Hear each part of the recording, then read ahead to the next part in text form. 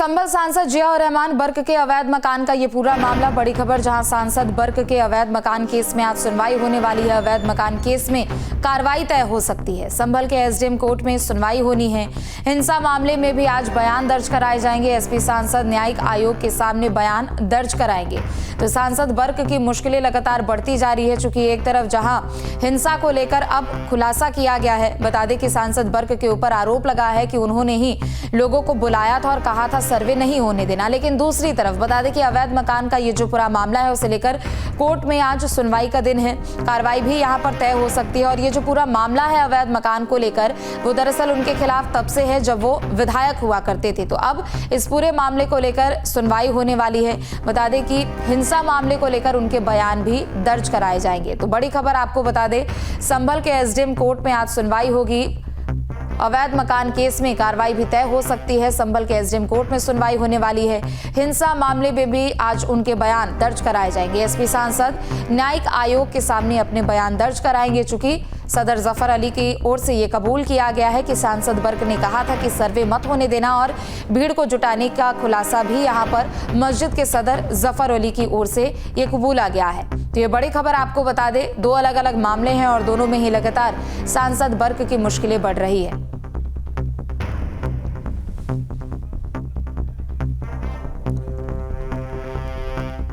और चलिए इसी पर ज्यादा जानकारी अपडेट के लिए हमारे साथ दो सहयोगी जुड़ चुके हैं। सत्यपाल संभल से जुड़ चुके हैं और निखिल लखनऊ से हमारे साथ जुड़ चुके हैं। सत्यपाल, सबसे पहले आपका रुख करते हुए, आपसे कितनी ही देर में सुनवाई यहां पर शुरू होने वाली है? अवैध मकान का ये पूरा मामला है उनके खिलाफ।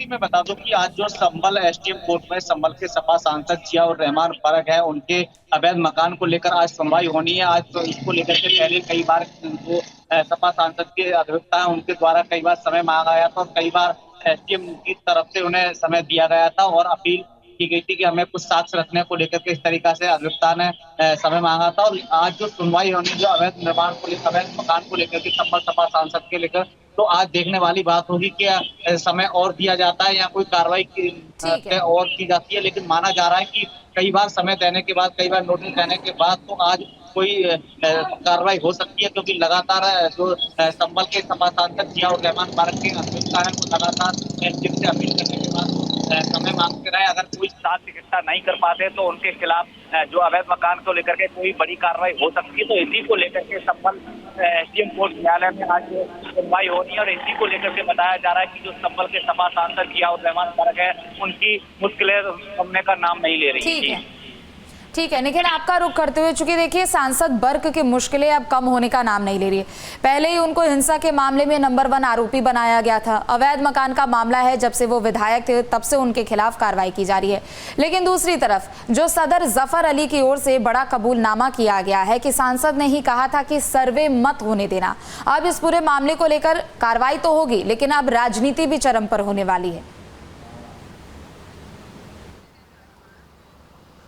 देखिए, जिया रहमान बर्क की जो है मुश्किलें नहीं बढ़ रही हैं, अब उनकी गर्दन पूरी तरीके से इस मामले में फंस चुकी है। उसके पीछे कारण ये है कि पुलिस ने उस सीडीआर रिपोर्ट को निकाला है। जो जांच कमेटी बनाई गई थी उसने उस सीडीआर रिपोर्ट को लगाया है, जिसमें मस्जिद के सदर और जो सांसद है उनके बीच में जो चर्चा है, जो वार्तालाप हुई है, उसकी बाकायदे डिटेल निकाली गई है। पूरे सर्वे के दौरान, सर्वे से पहले ही जिस तरह से दोनों के बीच में कम्युनिकेशन है, रात में फ़ोन करना, सुबह फ़ोन करना, पूरी घटना के बारे में लगातार अपडेट करना और इस बात का निर्देश देना कि सर्वे किसी भी स्थिति में नहीं होना चाहिए। तो ये जो संकेत है, ये जो सीडीआर रिपोर्ट है, वो इस बात का पुख्ता जो है प्रमाण मिल गया है कि इस पूरी साजिश में वो शामिल थे। तो निश्चित उनकी पूरी गर्दन जो है इस पूरे मामले में फंस गई है। और जो सदर का बयान है जो मस्जिद के, वो इस बात की तस्दीक भी करता है, क्योंकि जो टीम थी उसने पूछताछ में ये सदर पर सवाल किए थे कि जब वो मस्जिद के अंदर थे तो उन्हें कैसे इस बात की जानकारी थी कि बाहर पथराव हो रहा था। तो निश्चित तौर पर इस पूरे मामले में कहीं ना कहीं जो सदर थे उनकी तरफ से लोगों को जानकारी दी गई कि आज सर्वे होगा और सर्वे में किस तरह से निपटना, किस तरह से हमला करना है। तो एक तरफ जहाँ सदर पहले से ही जो है वो पुलिस के शिकंजे में है, दूसरी तरफ अब जो सांसद हैं समाजवादी पार्टी के, उनकी भी जो है मुश्किलें पूरी तरीके से बढ़ गई हैं। उनके ऊपर भी कार्रवाई की अब धीरे धीरे जो तलवार है वो जो है सामने आ रही है। तो ये जो सीडीआर रिपोर्ट है, इस बात का पुख्ता प्रमाण है कि दोनों के बीच में लगातार चर्चा हो रही थी। जहाँ तक उनके मकान का मामला है, इस मामले में भी उनका बयान दर्ज होगा, इस मामले में उनको पूरी जानकारी देनी होगी। तो इस पूरे मामले में चूंकि अब मामला सियासी है तो सियासत भी होगी, तमाम राजनीतिक दलों की तरफ से इस बात की प्रतिक्रिया आएगी। लेकिन जिस चीज़ के प्रमाण हैं, जो CDR रिपोर्ट है, वो इस बात की पूरी तरीके से पुख्ता जो है वो संकेत दे रहा है कि इस पूरे मामले में कहीं ना कहीं उनका इन्वॉल्वमेंट है। जी बिल्कुल। और 24 नवंबर के बाद जब वहां पर हिंसा हुई थी, उसके बाद की हमने लगातार तस्वीरें देखी थी, चाहे वो कांग्रेस हो या फिर समाजवादी पार्टी हो या फिर इंडिया गठबंधन के तमाम सहयोगी दल हो, उनकी ओर से लगातार कोशिश की जा रही थी कि वो संभल में जाए, उन लोगों से मुलाकात करे, और हमने बयानबाजी भी काफ़ी ज़्यादा देखी। लेकिन जिस तरीके से ये कॉल डिटेल्स रिकॉर्डिंग सामने आई है, कहीं ना कहीं और अब इस पूरे दिशा में कार्रवाई होती है तो उनकी सांसदी को भी लेकर जाहिर सी बात है कि खतरा मंडराएगा। देखिए, कुल 3750 लोगों के खिलाफ इस पूरे मामले में FIR दर्ज की गई थी, जिसमें से 37 नामजद थे। इतनी बड़े पैमाने पर जब किसी वर्ग के खिलाफ FIR होगी तो निश्चित तौर पर राजनीति होगी, चाहे कांग्रेस हो, चाहे समाजवादी पार्टी या अन्य दल हो, वो जरूर इस पर सियासत करेंगे।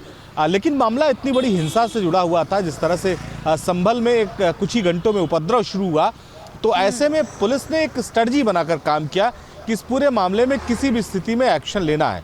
और सरकार की तरफ से भी निर्देश था कि जो भी उपद्रवी हैं, जिन्होंने पथराव किया, जिन्होंने गोलियां चलाई, उनके खिलाफ एक्शन होना चाहिए। यही वजह है कि मैंने जैसा बताया कि 3750 लोगों के खिलाफ पूरा FIR दर्ज हुई और धीरे धीरे अब 37 से 38 लोगों की गिरफ्तारी भी हो चुकी है इस पूरे मामले में।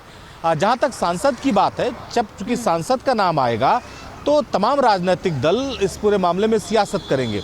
लेकिन जो प्रमाण मिले हैं, जो घटना को लेकर जो तमाम चीज़ें इकट्ठा की हैं, जो की गई हैं, वो इस बात का संकेत दे रही कि सांसद का इस पूरे मामले में डायरेक्ट इन्वॉल्वमेंट था।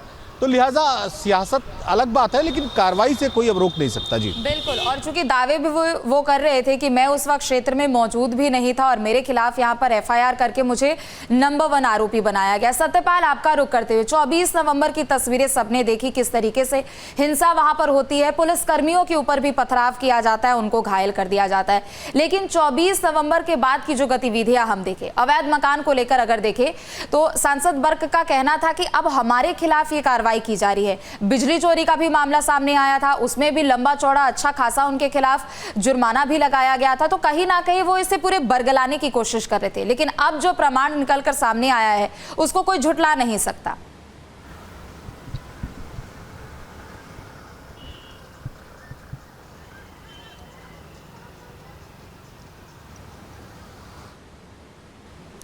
सत्यपाल, आप तक आवाज पहुंच रही है मेरी? बिल्कुल आवाज आ रही है जी। मैं बिल्कुल बता दूं प्रीति, संभल जो शाही जामा मस्जिद के सदर है जफर अली, वो 23 तारीख से जेल में बंद है और इसी को लेकर के कल न्यायालय में वो उनकी जमानत खारिज की गई है। तो इसी को लेकर पुलिस के द्वारा उनसे पूछताछ की तो उन्होंने जो उन अभियुक्त हैं हरीश सैनी, उनके द्वारा बताया गया कि उन्होंने जो पूछताछ में बताया जो जफर अली है कि उन्होंने 23 नवंबर को संभल के सपा सांसद जिया और रहमान बरक के द्वारा कॉल आई थी, व्हाट्सएप कॉल आई थी, रात के 12 बजे कुछ मिनट पर कॉल आई थी कि जो शाही जामा मस्जिद पर सर्वे होनी है वो सर्वे नहीं होने देना है, जो जब मस्जिद थी हमारी और मस्जिद रहेगी। तो इसी को लेकर के उन्होंने ये भी कहा था कि जो अभियुक्ताएं हरीश सैनी, उनके द्वारा ये भी बताया गया था कि जो पीस कमेटी की बैठक की गई थी तो उसको भी सपा सांसद के कहने पर ही जो जफर अली के द्वारा की गई थी। तो इसी को लेकर के जो व्हाट्सएप कॉल की बात की जाए, चाहे भड़काऊ की हिंसा की पूरी बात की जाए, तो इसी को लेकर के जबकि संभल के सपा सांसद जिया और रहमान बरक के द्वारा बताया गया, जो संभल पुलिस ने जब हिंसा का मुख्य आरोपी संभल सपा सांसद को बनाया तो उन्होंने कहा था कि तमाम इस तरीका से जो